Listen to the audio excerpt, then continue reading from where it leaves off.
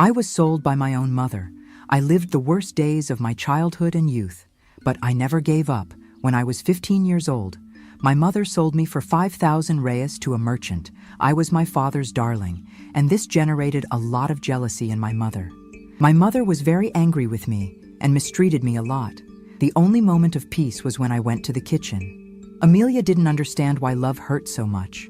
In the small, working-class house in Allentown, Pennsylvania, she was her father, Michael's darling. To him, she was the only thing that shone. When he returned from the steel mill, exhausted and covered in grease, his face would light up only for her. He would lift her into the air, calling her my queen, and often brought a hidden sweet, which he would slip to her in secret, as if they were accomplices. But this love, which should have been her shield, was her curse. The difference Michael made between Amelia and his other children was a poison that Doris, her mother, drank every day. Her jealousy wasn't silent. It was a physical force, a palpable presence in the house. Doris saw in Amelia not a daughter, but a rival. If Amelia stumbled, Doris would curse her for being clumsy. If Amelia smiled at her father, Doris would pull her by the hair later, hissing, "You think he loves you? He just pities you." The humiliation was constant. Doris made a point of giving Amelia the oldest clothes, the smallest portion of food, and the looks most laden with contempt. Doris's anger was a minefield, and Amelia lived trying to dodge the explosions. But the only safe place, the only moment of peace in her terrorized existence, was the kitchen. It was there that her mother seemed to forget her. Amelia, small and thin for her nearly 7 years, would drag a heavy wooden stool to the stove. She would climb up and on her tiptoes try to reach the pots. She wasn't playing, she was learning to survive. She memorized the family recipes her grandmother had left behind, the smell of garlic frying, the weight of bread dough. The kitchen was her only refuge, a place where the warmth of the oven replaced the human warmth her mother denied her. Michael saw what was happening. He saw the bruises Doris tried to hide on his daughter's arms, saw the fear in Amelia's eyes whenever her mother entered the room. He knew his favoritism had, in fact, destroyed her childhood. He had to get her out of there. The decision broke him inside, but he knew it was the only way to free her from Doris's cruelty. He used his savings to find a way out, an Italian woman who lived in Chicago and needed company. The woman's name was Isabella Marino. She arrived on a rainy morning, looking as stern as the weather. Amelia had just turned 7. Michael, his voice choked with emotion, explained the arrangement. "She promised, Amelia. She promised you will be a lady's companion, not a servant." He squeezed her small hand. "She will give you a salary, daughter, for you to open a savings account." Amelia grabbed her father's leg, begging in silence not to be sent away. She preferred the hell she knew to the unknown. Doris watched the scene from the doorway, arms crossed, and a look of cold triumph. She didn't even come close to say goodbye. Michael put Amelia's small cardboard suitcase in Mrs. Marino's car and hugged her one last time. "It's for your own good," he whispered, but his words sounded hollow to the 7-year-old girl who was being exiled. As the car pulled away, Amelia looked through the back window, seeing her father crumpled on the sidewalk and her mother disappearing inside the house, victorious. The humiliation was complete. She was, for the first time, officially alone.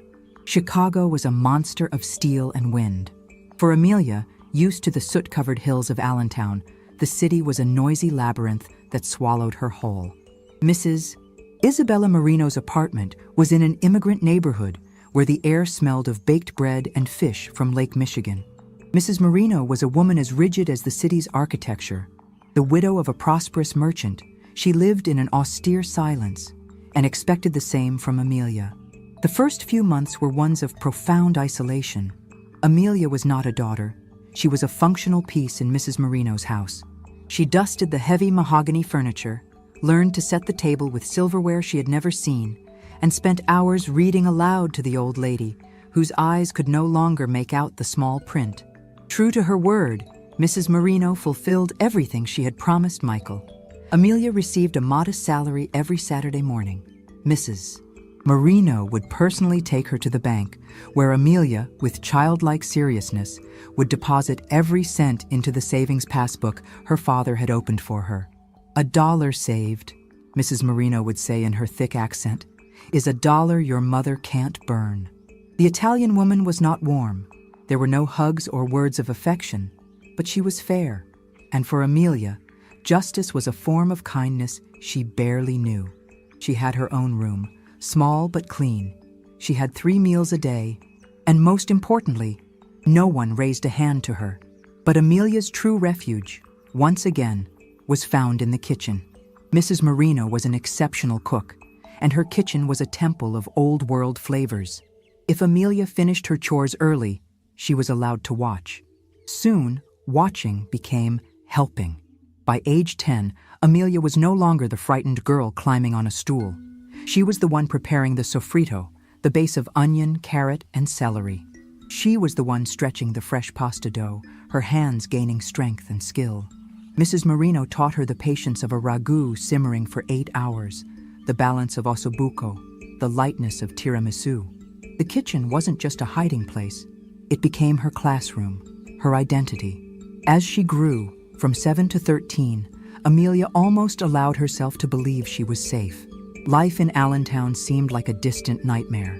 Letters from her father arrived every 2 months, full of longing and pride that she was becoming a lady. He never mentioned Doris, and Doris never wrote. Amelia blossomed away from her mother's shadow. She learned a little Italian, read the classics Mrs. Marino recommended, and her savings grew. She dreamed of perhaps using that money to open a small restaurant, a place where everyone was welcome and fed. She was building a future, $1 at a time. If this story has touched you so far, like, subscribe, and activate notifications. Your interaction helps us continue to bring incredible journeys like Amelia's. The world she had built collapsed on a Tuesday in April. Amelia was 13, returning from the bakery with fresh bread for Mrs. Marino, when she saw the mailman deliver a telegram. Telegrams never brought good news. Mrs. Marino read the yellowed paper in silence, her normally impassive face twitching. She looked at Amelia, and for the first time, the girl saw something like pity in the old woman's eyes. "Pack your things, Amelia," she said, her voice softer than usual. "It's your father. He had an accident at the steel mill. He didn't survive. The floor disappeared. The smell of the warm bread in her hands became nauseating. Michael, her protector, her only ally, the man who loved her unconditionally, was dead. The grief was immediate and violent, a black hole that sucked all the air from her lungs. But terror followed immediately, cold and paralyzing. Mrs. Marino confirmed the fear forming in her throat. "Your mother demands your return. You are a minor. I cannot keep you here against her will." The agreement was broken. Amelia's shield had shattered. 2 weeks later, Amelia was on a Greyhound bus, rattling down the interstate back to Pennsylvania. Mrs. Marino had given her one last salary and a black morning dress. In her small suitcase, along with her few clothes and the recipe books she had copied by hand, was her savings passbook. She had sewn it into the lining of the suitcase. It was 6 years of work, almost $800, her only hope. She was no longer the 7-year-old girl who had been exiled. She was a 13-year-old, hardened by Italian discipline and laden with a new grief. But as the bus neared Allentown, the same childhood fear of Doris's heavy hand and her hate-filled eyes returned, stronger than ever. She was going back home, but her home no longer existed. She was returning to the lion's den, and this time, her father wasn't there to protect her. The house in Allentown was darker than Amelia remembered. The smell of mildew and sadness seemed to have seeped into the wood. Doris, now a widow dressed in perpetual mourning, received Amelia at the door not with a hug, but with a cold assessment. She looked her daughter up and down, noting the quality dress and the straight posture she had learned in Chicago. "So the lady has returned," Doris spat, the contempt obvious. "Think you're too good for us now? Well, the party's over. Your father isn't here to protect you anymore." Amelia's younger siblings, children she barely knew, peeked out from the living room, seeing her less as a sister and more as an intruder. Amelia's grief for her father had to be swallowed. In that house, there was no space for her pain. Responsibility fell on her shoulders like an avalanche. "You're going to help raise your siblings," Doris decreed the day after her arrival. But helping was a euphemism. Doris used Michael's death as an excuse to do absolutely nothing, spending her days on the porch, smoking and lamenting her burden to the neighbors. Amelia, at just 13, became the mother, the cook, and the cleaning lady for the house. The discipline Mrs. Marino had taught her was now her survival tool. She woke before the sun, prepared breakfast for her siblings, washed the clothes by hand in the cold tub, and scrubbed floors that never seemed to stay clean. But that wasn't enough. The pension money from the steel mill barely covered the rent and Doris's cigarettes. "You're not staying here for free," Doris announced a week later. "Go get a job." School was out of the question. Amelia, using her culinary skills, got a job in the kitchen of a local diner, the Scranton Bell. It was brutal work. She spent 10, sometimes 12 hours a day on her feet, washing mountains of greasy dishes, peeling potatoes until her fingers bled, and cleaning the hot griddle. She earned a pittance, and every cent went straight into Doris's hand, who took the money without so much as a thank you. Exhaustion was her constant companion, but the real humiliation began when her shift ended, near midnight. Amelia would walk for miles in the dark, cold Pennsylvania night, her feet throbbing inside her worn-out shoes. She would arrive at the front door and find it locked. At first, she thought it was an accident. She knocked. "Mom, it's me, Amelia. Open the door." She could hear the sound of the TV inside, could hear Doris's footsteps approaching. The lights would go out. Doris was there, on the other side of the door, listening to her. "Mom, please, it's cold." Doris's voice would come, muffled by the wood, sharp as glass. "Tramps don't come into my house at this hour. Sleep with the dogs." The first night, Amelia cried until she sobbed, curled up on the back porch, using her dirty diner apron as a blanket. The second night, she begged. The third, she just sat, the cold seeping into her bones, a cold anger mixing with her despair. This became her routine. She worked 12 hours to feed the family, and her reward was to be locked out of her own home, like an animal. The neighbors saw her in the morning, but no one dared challenge the grieving widow. Amelia survived this for 2 years. From 13 to 15, she became a shadow, a work machine fueled by humiliation. Her only hope was sewn into the lining of her suitcase, the savings passbook from Mrs. Marino, her $800. It was her secret, her escape plan. She counted the days until she turned 18, but Doris was greedy and short on cash. She tore Amelia's room apart, ripping open the mattress, searching for anything of value, and she found the suitcase. Amelia came home. Doris had forgotten to lock the door that day, to find her mother with her torn suitcase and the passbook in her hand. "So this was it," Doris hissed, her eyes gleaming with fury. "You were hiding money from me? Your own mother, while your siblings are in need?" Amelia tried to grab the book back. "No, that's my money. I worked for it." Doris slapped Amelia's face hard enough to knock her down. "You have nothing," she screamed. "Everything you have is mine. What you earn is mine. Even you are mine." The next day, Doris went to the bank and used Michael's death certificate and Amelia's birth certificate, claiming her minor daughter couldn't manage the money. She withdrew every last cent. The $800, 6 years of work, were gone. Amelia was broken. She had lost her father, her childhood, her dignity, and now her future. She continued working at the diner, but now she was empty. She was officially a slave, and it was then, at the lowest point of her life, that something changed. Doris suddenly started to be kind. She stopped locking her out.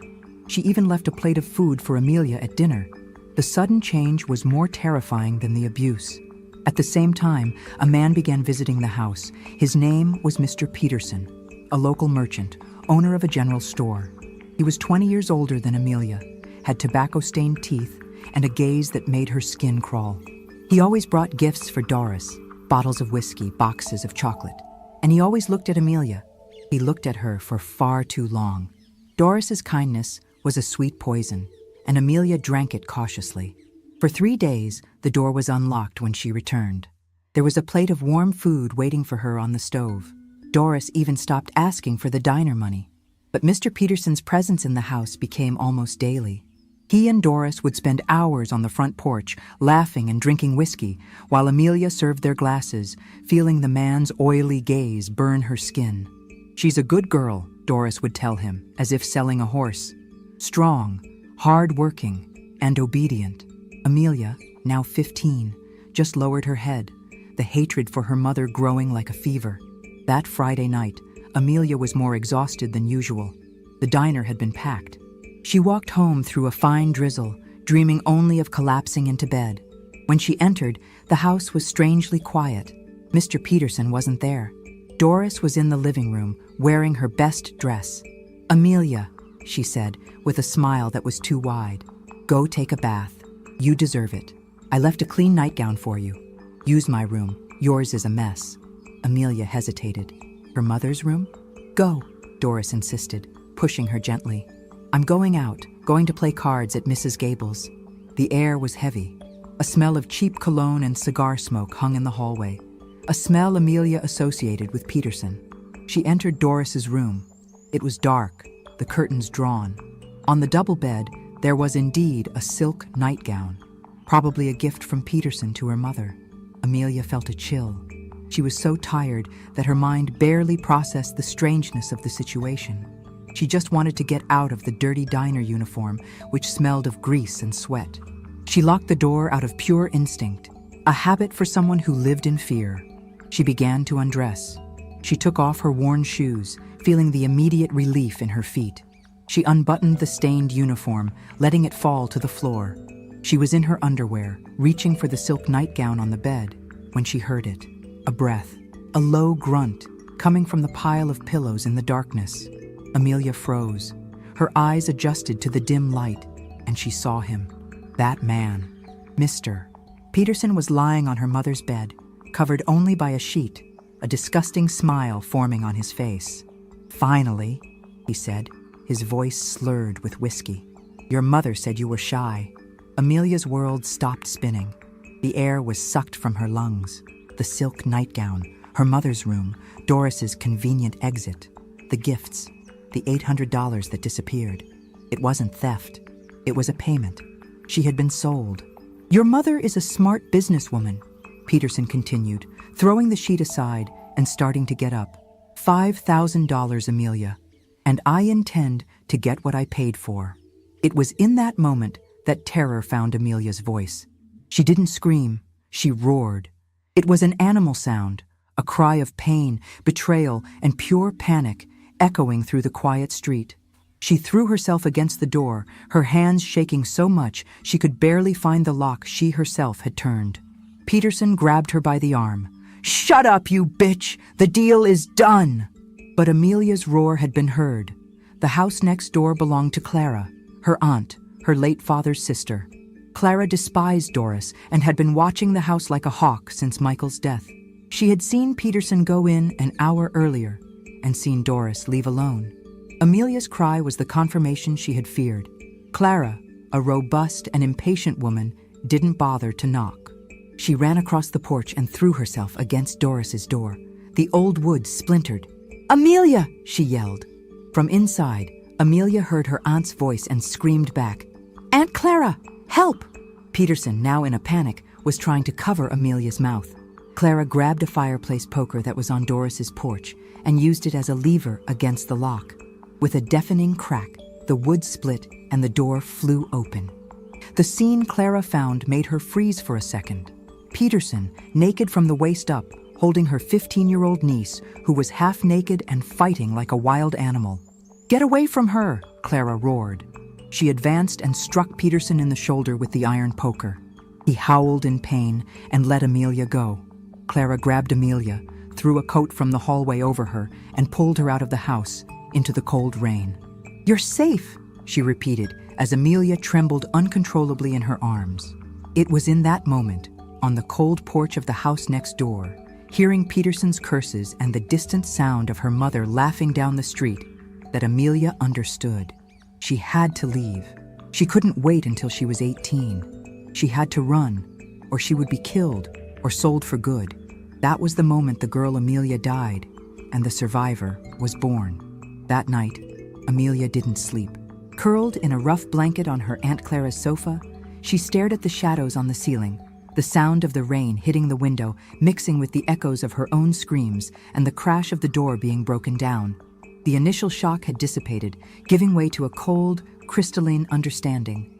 She was no longer safe, not even for a second. Doris had sold her once.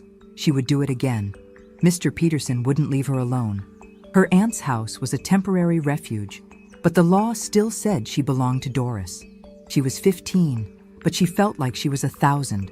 The girl who climbed on a stool to cook, the teenager who dreamed of a savings account, all of that was dead. There, on Clara's sofa, a strategist was born. In the following months, she lived in a state of constant alert. She went back to work at the diner. She needed the money. But now she moved like a ghost. She never walked alone, always ensuring Clara or a coworker walked her home. Doris tried to get close, feigning regret, but Amelia looked at her with empty eyes. There was nothing left there for her mother to manipulate. It was at the diner that she found her escape route. His name was James. He was a cook a few years older, a quiet, kind man who had seen the way Doris treated Amelia and the panic in her eyes whenever the diner door opened. He fell in love with her silent resilience. When James asked her to marry him 6 months later, Amelia had just turned 16. He was romantic, kneeling behind the diner with a simple ring. Amelia looked at the ring and didn't see love. She didn't see a bright future or butterflies in her stomach. She saw a door. She saw a marriage certificate that would legally nullify Doris's control over her. She saw a different last name, a different address, a life where she could lock her door and know that no one would sell her from the other side. She didn't think twice. "Yes," she said, her voice firm. They married quickly at the courthouse, with Aunt Clara as the only witness. As she signed her new name, Amelia felt the first breath of relief in nearly a decade. She was free, but freedom had its own price. Amelia was never happy in the marriage. James was a good man. He didn't drink, he didn't hurt her, but he was simple, and the marriage was void of passion. It was a partnership born of necessity, not desire. They had 2 children, and it was into them that Amelia poured all the love that had been suffocated inside her. She swore, looking at her babies sleeping in cribs she had paid for herself, that they would have everything she never had. They would have security. They would have a mother who would protect them like a lioness. They would have a home filled with the smell of real food. And she endured it all, the loneliness of her marriage, the long hours of work, the exhaustion, to keep that promise. It was for them, for her children, that she returned to her true calling. She found in the kitchen a way to forget the sorrows of her past and the monotony of her present. She began to cook. She made the cornbread of her childhood, but also the complex ragouts and delicate tiramisus that Mrs. Marino had taught her in Chicago. The kitchen was the only place where she had total control, where she could create something beautiful from nothing. She started cooking for neighbors, then for church parties. Her food had a story. People didn't just taste flour and sugar. They tasted the resilience, the pain, and the hope of a survivor. At 30, she used her savings to open a small bakery called Amelia's Refuge. She had finally overcome. Decades passed. Amelia's children grew up, went to college, something she was never able to do, and became successful, kind adults. Her bakery became a local institution. She was a respected, loved woman, with hands marked by work, but with a serene smile. One day, the phone rang. It was a social worker. Doris was dying, alone, in a public nursing home, her other children having scattered to the winds. The social worker asked if Amelia would like to see her. Amelia went. She entered the sterile room and saw the woman who had tormented her, now a frail, shrunken figure in the bed, her eyes once full of rage, now cloudy with confusion. Amelia sat by the bed for an hour. She looked at the face that had caused her so much pain and felt no hatred.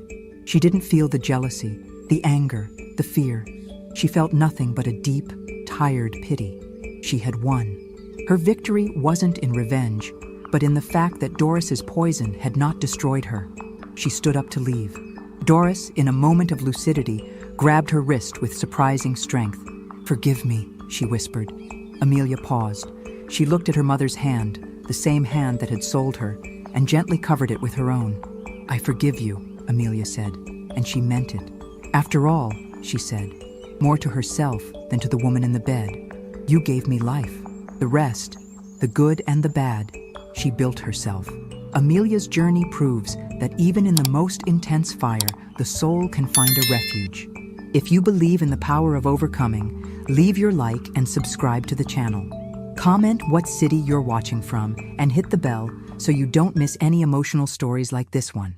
And if you know someone who needs a dose of hope, share this video, explore our other videos, and see you next time.